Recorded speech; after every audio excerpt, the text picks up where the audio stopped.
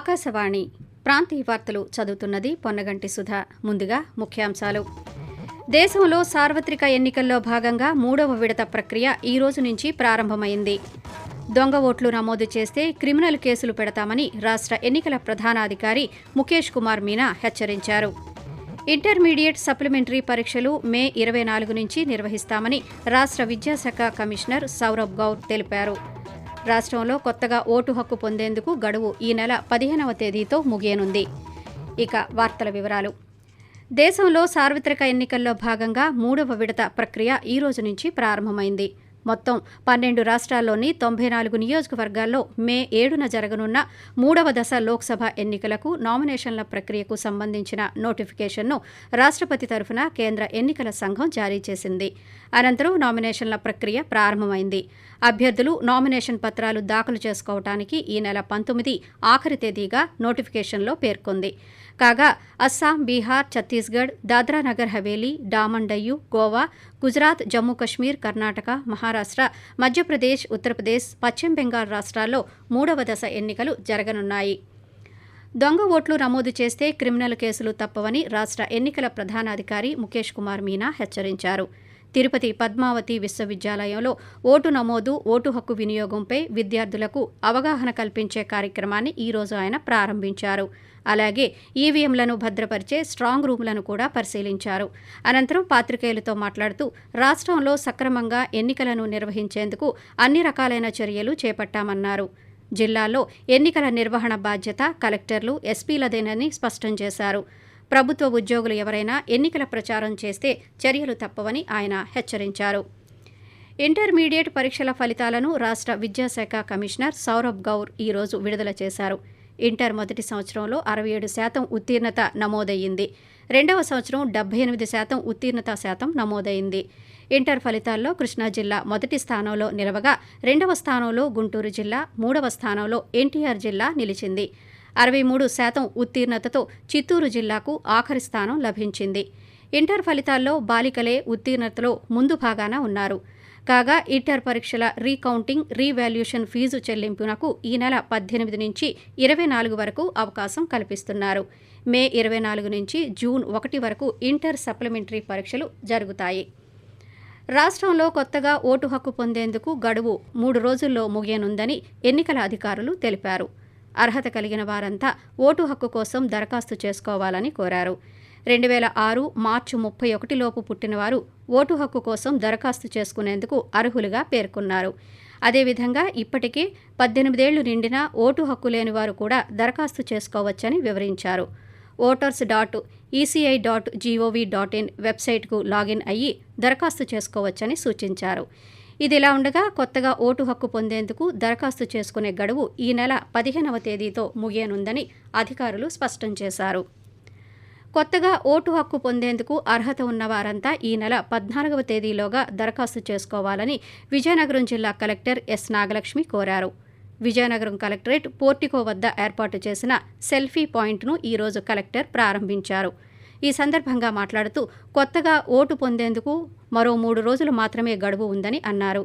కాగా మే 13న జరిగే ఎన్నికలకు జిల్లాలో ఏర్పాట్లు వేగవంతం చేసినట్టు తెలిపారు. స్వీప్ కార్యక్రమంలో భాగంగా ఓటర్లను చైతన్యపరిచేందుకు జిల్లాలో అవగాహన కార్యక్రమాలను నిర్వహిస్తున్నట్టు తెలియజేశారు. వైఎస్సార్ జిల్లా పులివెందుల అసెంబ్లీ స్థానం నుంచి ఎమ్మెల్యే అభ్యర్థిగా వైఎస్సార్ కాంగ్రెస్ పార్టీ అధినేత ముఖ్యమంత్రి వైఎస్ జగన్మోహన్ రెడ్డి ఈ నెల 25న నామినేషన్ పత్రాలను దాఖలు చేయనున్నారని పార్టీ వర్గాలు తెలిపాయి. నామినేషన్ దాఖలు చేసిన అనంతరం స్థానికంగా జరిగే బహిరంగ సభలో ఆయన ప్రసంగిస్తారని వెల్లడించాయి. కాగా ప్రస్తుతం రాష్ట్రంలో సాగుతున్న మేమంతా సిద్ధం బస్సు యాత్ర ఈ నెల 24న శ్రీకాకుళం జిల్లాలో ముగుస్తుందని పార్టీ వర్గాలు తెలిపాయి. ఆకాశవాణి ప్రాంతీయ వార్తలు వింటున్నారు. రాష్ట్రంలో దిగువ ట్రోపో ఆవరణంలో ఆగ్నేయ దిశగా గాలులు వీస్తున్నాయని అమరావతిలోని భారత వాతావరణ శాఖ తెలిపింది. దీని ప్రభావంతో రాష్ట్రంలో రాబోవు 3 రోజులకు వాతావరణ సూచనలను అధికారి తెలియజేస్తూ ఆంధ్రప్రదేశ్ మరియు యానంలో దిగువ ట్రోపో ఆవరణంలో ఆగ్నేయ దిశగా గాలులు వీస్తున్నాయి. ఉత్తర కోస్తా ఆంధ్రప్రదేశ్ మరియు యానాంలో ఈ రోజు మరియు రేపు తేలికపాటి నుండి ఒక మోస్తరు వర్షాలు లేదా ఉరుములతో కూడిన జల్లులు 1 లేదా 2 చోట్ల కురిసే అవకాశం ఉంది. ఉరుములతో కూడిన మెరుపులు 1 లేదా 2 చోట్ల సంభవించే అవకాశం ఉంది. వేడి, తేమ మరియు అసౌకర్యమైన వాతావరణం 1 లేక 2 చోట్ల ఏర్పడే అవకాశం ఉంది. దక్షిణ కోస్తా ఆంధ్రప్రదేశ్లో పొడి వాతావరణం ఏర్పడే అవకాశం ఉంది. వేడి, తేమ మరియు అసౌకర్యమైన వాతావరణం 1 లేదా 2 చోట్ల ఏర్పడే అవకాశం ఉంది. రాయలసీమలో తేలికపాటి నుండి ఒక మోస్తరు వర్షాలు లేదా ఉరుములతో కూడిన జల్లులు 1 లేదా 2 చోట్ల కురిసే అవకాశం ఉంది. విశాఖ మీదుగా నడిచే పలు రైళ్లను రీషెడ్యూల్ చేసినట్టు Waltair divisional commercial manager AK Tripathi పేర్కొన్నారు. ఈ నెల 15, 18వ తేదీల్లో నడిచే నిజాముద్దీన్ విశాఖ ఎక్స్ప్రెస్ రైలును 1 గంట ఆలస్యంగా రీషెడ్యూల్ చేశారని తెలిపారు. ఈ నెల 18 నడిచే విశాఖ భగత్ కి కోటి ఎక్స్ప్రెస్ రైలును 2 గంటల 30 నిమిషాలు ఆలస్యంగా రాత్రి 7 గంటల 50 నిమిషాలకు రీషెడ్యూల్ చేశారని వివరించారు. అలాగే ఈ నెల 22న బయలుదేరే నిజాముద్దీన్ విశాఖ ఎక్స్ప్రెస్ రైలును 2 గంటల ఆలస్యంగా 9 గంటలకు రీషెడ్యూల్ చేశారని పేర్కొన్నారు. వైఎస్సార్ కాంగ్రెస్ పార్టీ అధినేత ముఖ్యమంత్రి వైఎస్ జగన్మోహన్ రెడ్డి చేపట్టిన మేమంతా సిద్ధం బస్సు యాత్ర ఈరోజు గుంటూరు జిల్లాలో కొనసాగుతోంది. ఈ బస్సు యాత్ర ఏటుకూరుకు చేరుకున్న అనంతరం బహిరంగ సభలో ముఖ్యమంత్రి ప్రసంగిస్తారు.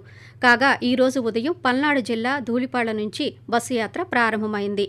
ఇదిలా ఉండగా గుంటూరు జిల్లా తాడేపల్లిలో తెలుగుదేశం పార్టీ అధినేత నారా చంద్రబాబు నాయుడు నివాసంలో కూటమి నాయకుల సమావేశం ఈరోజు జరిగింది. ఈ సమావేశంలో చంద్రబాబు, జనసేన అధినేత కె పవన్ కళ్యాణ్, రాష్ట్ర బీజేపీ అధ్యక్షురాలు దగ్గుబాటి పురంధరేశ్వరి, ఆ పార్టీ జాతీయ ప్రధాన కార్యదర్శి అరుణ్ సింగ్, మాజీ మంత్రి సిద్ధార్థనాథ్ సింగ్ తదితరులు పాల్గొన్నారు. వివిధ రాజకీయ పార్టీల ప్రతినిధుల సమక్షంలో పకడ్బందీగా ఈవీఎంలు, వీవీప్యాట్ల మొదటి ర్యాండమైజేషన్ విజయవంతంగా పూర్తి చేసినట్టు పశ్చిమ గోదావరి జిల్లా కలెక్టర్, ఎన్నికల అధికారి సుమిత్ కుమార్ అన్నారు. భీమవరంలో ఈరోజు కలెక్టర్ మాట్లాడుతూ భారత ఎన్నికల కమిషన్ సూచనల మేరకు ఈవీఎంలు, వీవీప్యాట్ల ర్యాండమైజేషన్ కోసం సాఫ్ట్వేర్ను అభివృద్ధి చేశామన్నారు. అదేవిధంగా ఈవీఎంలు, వీవీప్యాట్ యంత్రాలను తరలించే వాహనాలకు జీపీఎస్ ట్రాకింగ్ ఉంటుందని పేర్కొన్నారు. ప్రజలు నిర్భయంగా ఓటు హక్కును వినియోగించుకోవాలని అనంతపురం జిల్లా ఎస్పీ అమిత్ బర్దర్ తెలిపారు. రాప్తాడు, ఆత్మకూరు మండలాల్లోని సమస్యాత్మక గ్రామాలైన ప్రసన్నాయపల్లి, గొందిరెడ్డిపల్లి, తోపుదుర్తి గ్రామాల్లో పోలింగ్ కేంద్రాలను పరిశీలించి అక్కడి పోలీసులతో కలిసి గ్రామాల్లో పర్యటించారు. ఈ సందర్భంగా ఎస్పీ మాట్లాడుతూ అవసరమైన సిబ్బందిని ఎన్నికల విధుల్లో ఉంచుతామని, భయపడకుండా ఓటు వేయాలని ప్రజలకు విజ్ఞప్తి చేశారు. ఎన్నికల ప్రచారంలో భాగంగా విజయనగరం జిల్లాలో ఈ నెల 15, 16వ తేదీల్లో తెలుగుదేశం పార్టీ అధినేత నారా చంద్రబాబు నాయుడు, జనసేన అధినేత కె పవన్ కళ్యాణ్ పర్యటిస్తారని ఆ పార్టీల నాయకులు తెలిపారు. ఈ నెల 15న రాజాంలో మధ్యాహ్నం 3 గంటలకు జరిగే బహిరంగ సభలో ఇద్దరు నేతలు పాల్గొంటారు. అలాగే 16వ తేదీన విజయనగరం, నెల్లిమర్ల సభల్లో చంద్రబాబు, పవన్ కళ్యాణ్ పాల్గొంటారని వెల్లడించారు. విశాఖ జిల్లాలో ఓటింగ్ శాతాన్ని పెంచేందుకు అధికారులు తమ వంతు సహకారం అందించాలని విశాఖ జిల్లా కలెక్టర్ డాక్టర్ ఏ మల్లికార్జున విజ్ఞప్తి చేశారు. విశాఖ ఆంధ్ర విశ్వవిద్యాలయం ఇంజనీరింగ్ కళాశాలలో పోలింగ్ అధికారులు, సహాయ పోలింగ్ అధికారుల తొలి విడత శిక్షణా శిబిరాలను ఈరోజు ఆయన సందర్శించారు. ఈ సందర్భంగా మాట్లాడుతూ ఎన్నికల నిబంధనలను సక్రమంగా అనుసరించకపోయినా, ఉల్లంఘించినా కఠిన చర్యలు తప్పవని ఎన్నికల అధికారులను హెచ్చరించారు. ర్యాండమైజేషన్ ప్రక్రియలో భాగంగా కేటాయించిన బాధ్యతలను నిర్వర్తించాలని కోరారు. ఎన్నికల ప్రవర్తనా నియమావళిని ఉల్లంఘిస్తే చర్యలు తప్పవని చిత్తూరు జిల్లా కలెక్టర్ ఎస్ షణ్మోహన్ హెచ్చరించారు.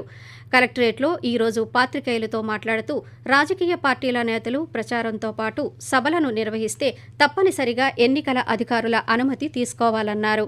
కాగా స్వీప్ ద్వారా ఓటు నమోదు, ఓటు హక్కు వినియోగంపై పూర్తిస్థాయిలో ఓటర్లకు అవగాహన కల్పించామన్నారు. ఆకాశవాణి ప్రాంతీయ వార్తలు ముగించే ముందు ముఖ్యాంశాలు మరోసారి.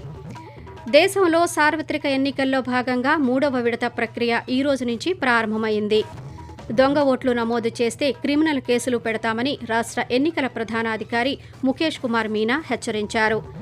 ఇంటర్మీడియట్ సప్లిమెంటరీ పరీక్షలు మే 24 నుంచి నిర్వహిస్తామని రాష్ట్ర విద్యాశాఖ కమిషనర్ సౌరభ్ గౌర్ తెలిపారు. రాష్ట్రంలో కొత్తగా ఓటు హక్కు పొందేందుకు గడువు ఈ నెల 15వ తేదీతో ముగియనుంది. ఆకాశవాణి ప్రాంతీయ వార్తలు ఇత్తడితో సమాప్తం.